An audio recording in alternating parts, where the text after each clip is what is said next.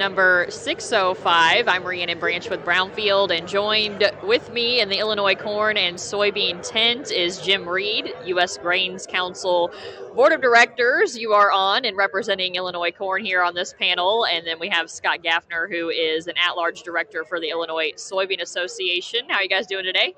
Good, very good. I mean, we picked this day specific because of the weather, so thanks for letting us Right, come and on this you beautiful dialed day. it up perfect, so we really appreciate that. Well, you guys are going to talk a little bit about trade. You get one of the big topics today, so we'll dive right in. It might seem obvious, but why is trade such an important topic for your organizations?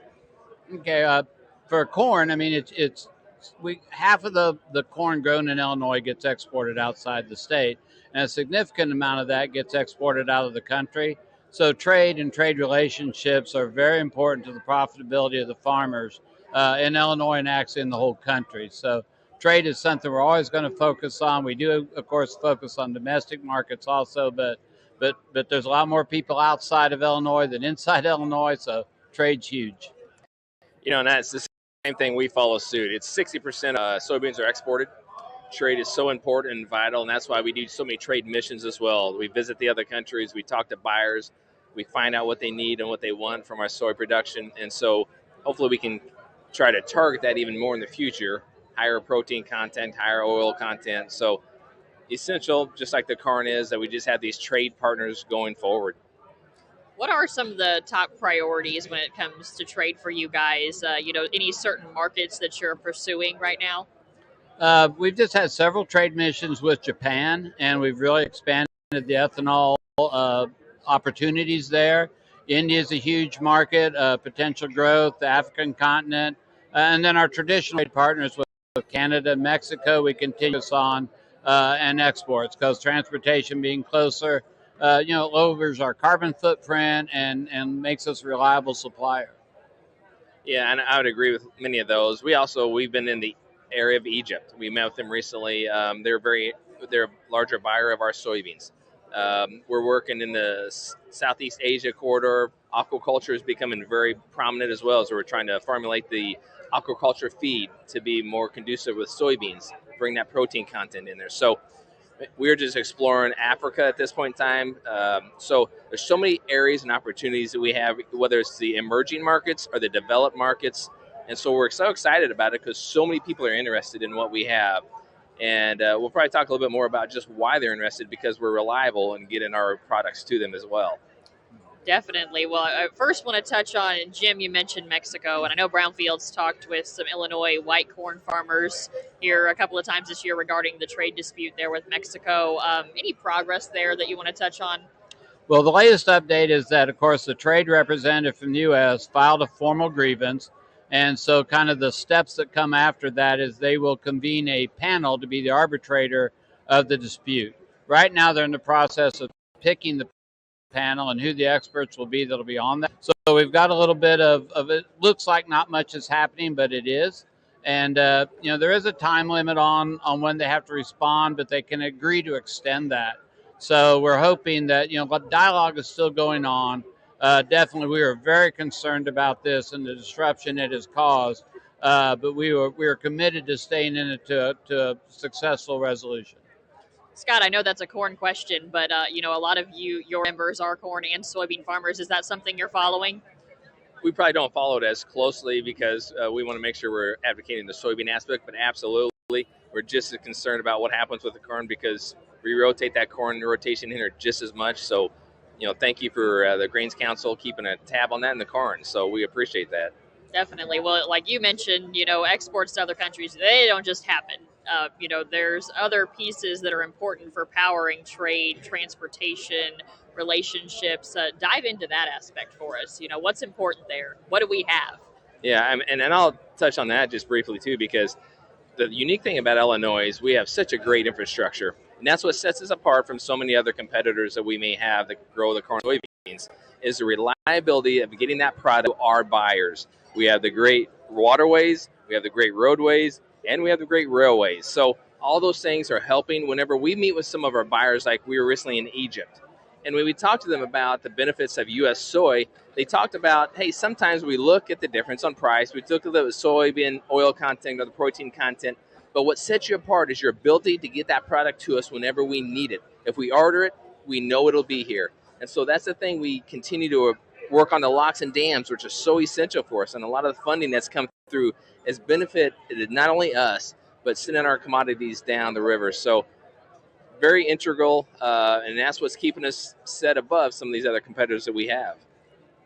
Yeah, and I'll just add on to that here we sit in Decatur, Illinois. We have three Class A railroads that intersect here. It makes this part of the country very unique in being able to fit that export demand and the reliability of getting it to the water ports. We just helped create the inland port system so that we can secure better funding for the river ports throughout the river system here in the U.S. So having that infrastructure is hugely important. Having those trade teams here, and then also trying to assist the buyers in other countries understand the value and the quality of our product. We just finished a research project with Dr. Vijay Sai. We were getting complaints about how our corn looked compared to, say, some of those countries that grow flint corn. So we went in and we did a analysis for our corn and showed them that even though we look a little different and it may have a little more cracks, some of those grinders can make $1 million a year more money by buying the consistent U.S. product than what they visually think was better in other countries. And we also had like 4 different teams that went to Japan this year, and we made huge progress. Japan had limited the U.S. imports of ethanol to only 40%. And through the negotiations and discussions with them, we've opened that up now for 100% access to that market. We also got the some initiatives that some stations are starting to do direct blending instead of blending with ETBE. So that's just a huge market to open up and a big trading partner with us. So sending teams out there that can see what their needs are, and then having them here to understand when they come to Illinois and they see the cornfields and the bean fields and our production and our good roads, it gives them a very high level of confidence on our ability to meet their demands. That was actually going to be my next talking point, was trade teams. And, we talk a lot about going in country, but, having those folks here is important too. Scott, anything else to add on that? Well, I think when we develop those relationships, it develops that trust factor there. When we go to their countries and we talk to them, they are so pleased that we come there, that we see how they are developing, if there's anything we can help them with. And one of the things that we've done too is we've partnered with the United Soybean Export Council with the Soy Excellence Centers. And it's an opportunity to take training centers within their countries to make them better at utilizing our soybeans more effectively within whether they're or whatever they're doing for the poultry, aquaculture, whatever.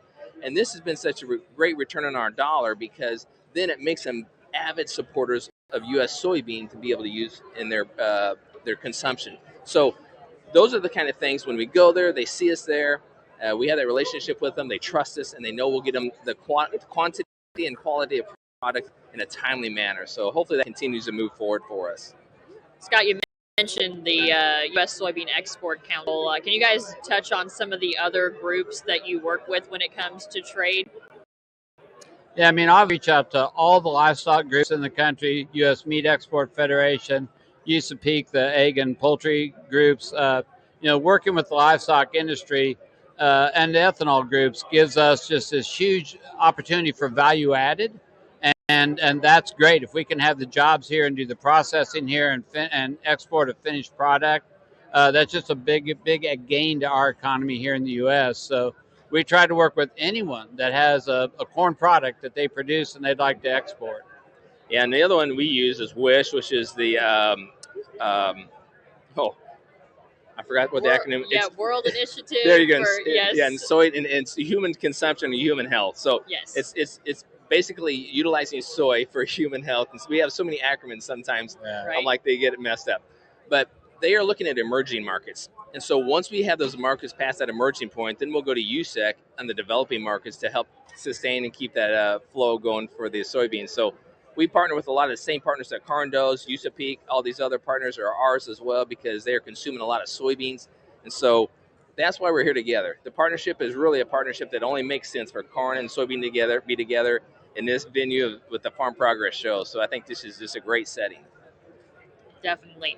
So when it comes to trade, and this could be a certain country or a certain aspect that you want to touch on, but for individually for soybean, for corn, what would you say is the biggest recent win in the trade space for you guys? Wow, I mean, you're asking to narrow down a win when we're looking at, well, China's been kind of a win because they've increased their consumption levels with us, but yet when we look at wins, we are actually looking at how can we make more of an opportunity available to other countries and buyers. We want to not be so beholden to one buyer, of course, in case something happens. But so those are the things with African continent, with the Southeast Asia area. We're all developing more partnerships with those areas that are going to be more beneficial for our farmers, whether they're corn and soybeans. So that's what we're looking at. Really not one big win, but multiple wins that we're really creating right now. I mentioned a while ago Japan, and Japan's a big win for us in the last year. But we're looking for other opportunities like that. India, which primarily only uses ethanol for an industrial use, as we're working with them as they want to now get to it a fuel use and as a cleaner advocate to clean up the smog within their country. So there's a huge opportunity there. But we also look at some smaller markets. The percentage growth in Jamaica has been huge because they've decided they're going to start using ethanol. They're going to import it, and they're going to clean up the air and do better with their production there. So, we don't want to ignore any market. We want to make every opportunity. Grains Council, we have 21 offices around the country, various regions that we serve, and so we're always looking for new opportunities in each of those. I think the final question I want to ask here before we switch you guys out for the next set of speakers is just harvest is right around the corner. So I guess looking at this year's crop, are Illinois, the U.S., are we well positioned to be the consistent trading partner for corn and soy that we have been the past few years? In our area, I mean, we've got a decent crop, not a great crop, not near as good as last year, which for us was record.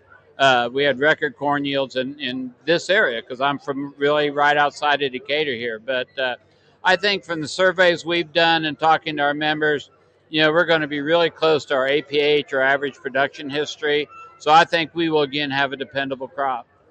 And that's a good response because in so many different areas of the state, we're seeing just like the rain that came through. It's just a band of rain. And so not everybody's getting the same amount of moisture. And we are going to be at the top at the record levels. We're pretty good. We just got the rains at the time we needed it. But we're going to see some off yields probably this year as well. All right.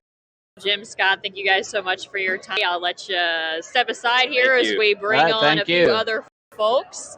Again, we are live from the Progress Show here in Decatur, booth number 605 with the Illinois Soybean Association and Illinois Corn Growers Association. Welcoming a couple of new speakers here to the podium. We are going to talk a little bit more today about the Precision Conservation Management Program. And thus we have Megan Miller with ISA. She's the Agronomy Programs Manager. And we have Greg Goodwin, who is the Precision Conservation Management representing Illinois Corn for us today. How's it going? Really well. Happy to be here. Yeah, going well. Lucky. We did, yes. So we're not sweating and we're not cold. So I'd say that's a good Farm Progress show. Yes. Well, on this topic, conservation, environment, climate change, sustainability, those are a bunch of the current, buzzwords for the next generation that we're seeing. How are farmers kind of meeting the demand and proving their commitment to these values? Yeah, I can start with that. So through Illinois Corn and Illinois Soybean, we do have the Precision Conservation Management Program, which allows to try these practices for the first time and understand how the economics are going to change on their farm. So they're trying different practices. They're also depending on their agronomists and different farm practitioners they work with to help them navigate that. It's a pretty big paradigm shift for farm. Working with a trusted agronomist, conservation person is a really good way to kind of navigate what all those words mean for your farm. So, yeah, just to add to that, there's a long way to go for agriculture. We've got a lot of folks that are still conventional in their methodology, and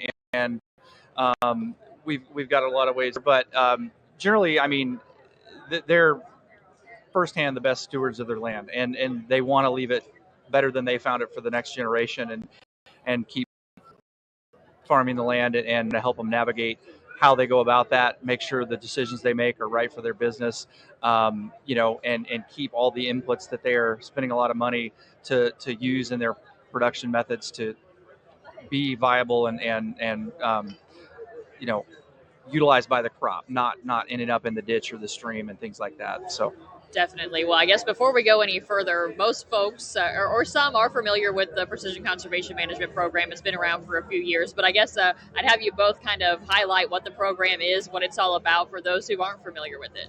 Yeah. Sure. So I can maybe start there, but the program was started by Illinois Corn back in the 2015 timeframe, launched through a regional conservation partnership program grant through the NRCS, and then as of 2020, the Illinois Soybean Association came on as an equal funding partner to it.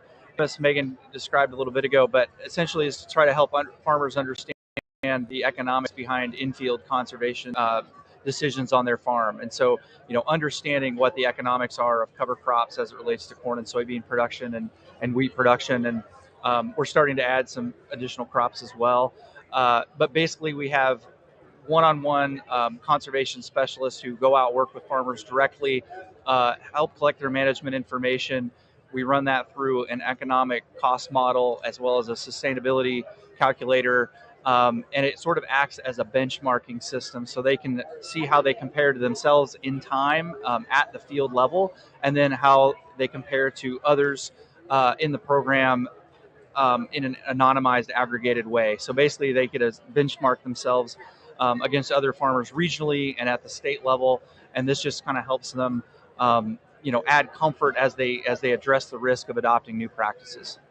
That was a great synopsis. Megan, in your mind, what would you say is the biggest benefit of the PCM program for Illinois farmers? Yeah, so definitely the conservation specialists, having a third-party person out there that can help you adopt these practices that isn't attached to your seed dealer or your fertilizer company is really critical. And then the PCM staff is also really good at about applying for grant money and working with different end users to try to get money for farmers for implementing these conservation practices. They work a lot with different partners trying to negotiate on behalf of the farmer. So, well, help us understand some of the partners that PCM is working with. I see NASA, Walmart. Those sound like a pretty big deal. Absolutely, yes. So not long after the program was spawned up, PCM started doing pilot programming with PepsiCo, basically working in different pockets of the state, kind of trying to help farmers try these practices out in exchange for an incentive to do so. And, PepsiCo is looking at this opportunity as a way to start sustainability, and now has really scaled that up. Walmart has now come on as an equal funding collaborator throughout Illinois and some other areas as well, working with us and a couple other farmer-facing programs also. But I think it sends a really strong signal to the rest of the marketplace as far as folks using commodities in their goods, and really just, I think they're a forerunner as far as sustainability programming goes in this space. PCM's also partnered with Farmers for Soil Health to provide incentive payments for cover cropping for the next 3 to 4 years, as well as field to market. So really trying to partner with both private and public opportunities to get the most dollars for farmers.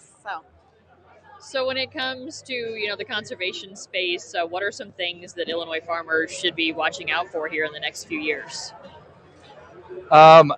Definitely all the different programming around climate smart commodities programs and others as they try to scale up.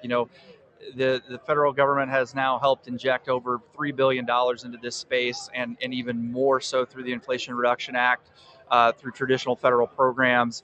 And so there's going to be an opportunity that fits your operation pretty much no matter what you're doing. I mean, we were talking about this before, but you can look around at the breadth of the show we're at right now, the Farm Progress Show, and see all the different things that are out there and different types of operations that are out there. And I think no matter what you're doing, there's going to be something that can help move you to that next level as far as conservation and sustainability programs go. And so, yeah, there's just a wealth of opportunities out there. And it's always important before you enroll in any of these programs to understand what the conservation goals are for your individual operation. Are you trying to reduce runoff? Are you trying to reduce erosion? As Greg said, there's definitely a program for you, but lead with your personal conservation goal before you enroll. Definitely. So can the PCM program, we hear these, we talked about these buzzwords earlier, and of course the general public is familiar with those too. Can this program kind of help position farmers to better answer questions, from the public or lawmakers or customers on this topic? Yeah, for sure. So part of enrolling in PCM is sharing your farm data, which Greg said is aggregated and anonymized, but this does show the good work that farmers are doing. And because we as PCM staff members are meeting with legislators and end users, we are really trying to show the progress that farmers are making, and then also translate the other way and let them know what the end users need as well. Yeah. Anything to add? Echo what Megan said. Yeah, I think, again, a staple of it is understanding the on-farm economics, and it also helps us be very transparent about the gap farmers do need to make up. And so when we're talking about conservation incentives and things like that, we can also, use this to educate lawmakers and those folks on, okay, we're asking farmers to do this, but here's what it's costing them. And so we're able to shine a very transparent light on that. You guys have mentioned one of the benefits is some of the, one-on-one guidance offered through the program. Can you each maybe give an example of, something that's offered, or maybe a story of where, a farmer has been able to utilize that one-on-one guidance? I would say now more than ever, it's helping navigate the different conservation funding opportunities that are out there for them. That is just one facet, but we do feel like we're entering a stage of it's going to be very easy for people to have information overload and just not understand, what they do or don't qualify for, depending on where they're at in their conservation practice journey, whether they've been doing something for a while or they're new to it. And so us digesting that so we can make that message clear and concise for the farmer is super important. And I think that's going to be a huge role we play in the next 5 years as we meet new folks that are interested in trying these things. Yeah, I would echo that as well. PCM has done a lot of work with the Illinois Sustainable Ag Partnership to create some resources to help both the specialists and the farmers understand the opportunities that are available to them. So I would also just add, in addition, we have an amazing network of resources. So we don't pretend to be experts on every facet of agronomy and, farm economics and everything. We try to, bridge the gap on a lot of different things. But we have an amazing network, and we can point you to an expert or materials that are going to be the right resource for you if you're looking to do this stuff. So PCM was partially created to kind of tie into the nutrient loss reduction strategy. Can you guys kind of update us on how it continues to focus on the goals and commitments of that strategy and tie in with it? Sure. Yeah. So I would say that is absolutely why it was designed to what it was designed to address, and basically to help get farmers moving in that direction, again using economics as the way to bridge that gap with farmers and help them understand the economics as they do this stuff and ease that part of the risk for them. I think that we need to look at this new funding, even though a lot of it is geared towards sequestering carbon and things, as all having amazing synergy with the water quality goals that we launched the program with. And so all the stuff that we're asking farmers to do that are going to have a carbon benefit, even though that's maybe the main goal for a lot of the different folks involved, all of these things also have a water quality benefit as well. And so we're trying to leverage that synergy to get as many acres under these management practices as we can. Megan? Yeah. So as Greg mentioned, there are a lot of synergies between the practices. So reducing your tillage is an accepted practice for the nutrient loss reduction strategy. Adding a cover crop is an accepted practice, as well as reducing your nitrogen. And these are all things we provide education and incentives for in the PCM program. So, Greg, you kind of mentioned it a little bit earlier, but can you talk about, is there a competition aspect to PCM, a drive to do better because you can kind of compare what you're doing to some others and have that, ability to look at how you're doing in comparison to some other folks? I think that can absolutely be a facet. And I think it's also just, being able to show folks, again, when we compare economics, and one thing we do with the PCM data set every year is look at the top 25% of most profitable farmers and see what they're doing. And as we start to see more and more of that aggregate become no-till farmers or really light tillage farmers, it helps us ask the question, well, why is it you're doing multiple passes of tillage, and especially intense tillage? And we see that, like, a really, really tiny fraction of the top 25% of the most profitable farmers are doing 2+ passes of tillage. So it helps us really plant that question in their mind and maybe challenge their, conventional thinking on that, and just helps us start to bridge that gap and think about that stuff more. Megan, have you seen any soybean farmers kind of tie into that aspect of the program? Oh, yes, for sure. The PCM data does a really good job categorizing both soybean and corn profitability on farm. And I know our farmers really value being able to see those return on investment benchmarks for soy and understand how that'll impact their operation. Soybeans respond pretty well if a cover crop has been planted before them. And so we often recommend you start cover cropping before soy. Just because it needs a bit less management than starting before your corn crop. So, all right. Well, my final question here, just to kind of wrap things up, I guess, whether it be the Precision Conservation Management Program or just implementing conservation practices in general, talk to us a little bit about where farmers can learn more from your organizations on that topic if they're interested. Yeah, so for information about conservation, I definitely recommend everyone check out ilsoyadvisor.com. We have information about the carbon markets up there. We have information about all these practices up there. And we also have some pretty good conservation agronomists on our team that would love to be able to come out and help you. So, yeah, and you can visit PCM's website at precisionconservation.org, and you can get to that straight through that website or through the Illinois Corn website as well. Very good. Well, Megan and Greg, I appreciate your time this afternoon. That'll wrap things up for this segment, and we will see everyone back here at 1 o'clock, the 2023 Farm Progress Show from booth 605 for our next chat with Illinois